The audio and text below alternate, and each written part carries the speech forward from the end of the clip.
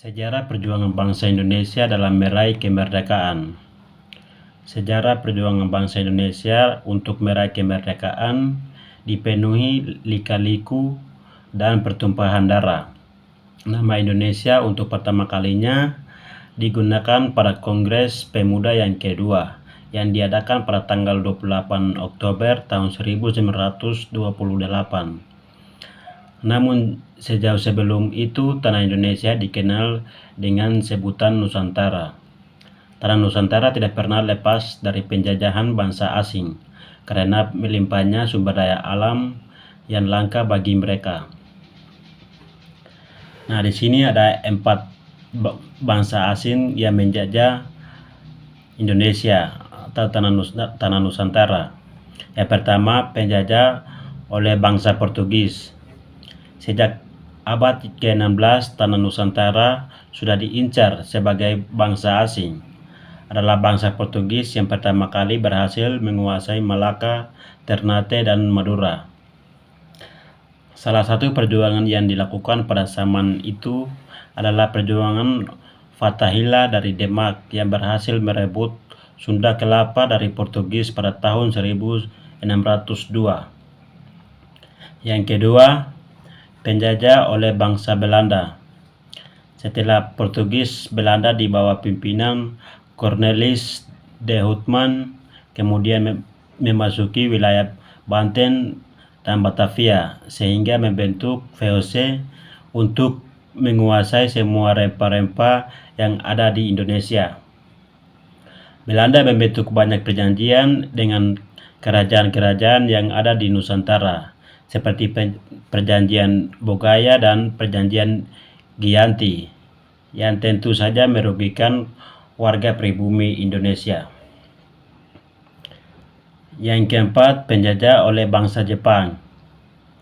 Setelah menguasai Nusantara selama kurang lebih 350 tahun, Jepang menyerang Belanda hingga membuat mereka menyerah tanpa syarat. Penjajahan Jepang atas Indonesia selama 3,5 tahun segera berakhir saat Hiroshima dan Nagasaki dibom oleh tentara sekutu pada Perang Dunia Kedua.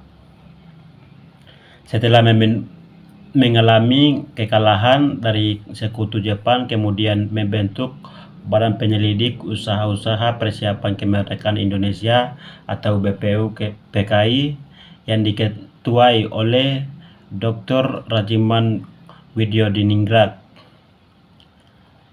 Mendengar kabar kekalahan Jepang pada tanggal 14 Agustus 1945, golongan muda mendesak kepada golongan tua untuk segera memproklamasikan kemerdekaan Indonesia. Pasalnya, sebagai pihak yang kalah perang, Jepang berjanji akan menyerahkan Indonesia ke tangan sekutu yang di dalamnya termasuk Belanda. Yang keempat, perebutan kemerdekaan oleh Indonesia. Akhirnya terjadilah peristiwa Rengas Dengklok.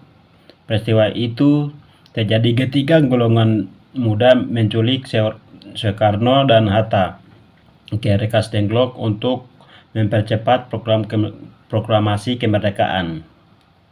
Setelah dijemput Ahmad Soebardjo dan kembali ke Jakarta, Soekarno, Hatta, dan Soebardjo menyusun naskah proklamasi di rumah Laksamana Maeda yang kemudian diketik dengan rapi oleh Sayuti Malik untuk ditandatangani oleh Soekarno dan Hatta atas nama bangsa Indonesia.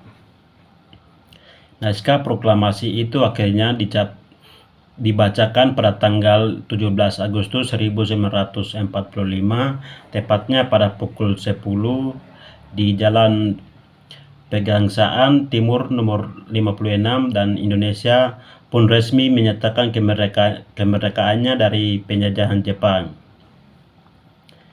Sejarah perjuangan bangsa Indonesia dilanjutkan dengan pengesahan Undang-Undang Dasar atau UUD sebagai dasar negara dari Republik Indonesia yang akhirnya dikenal oleh masyarakat seluasnya sebagai Undang-Undang Dasar 1945.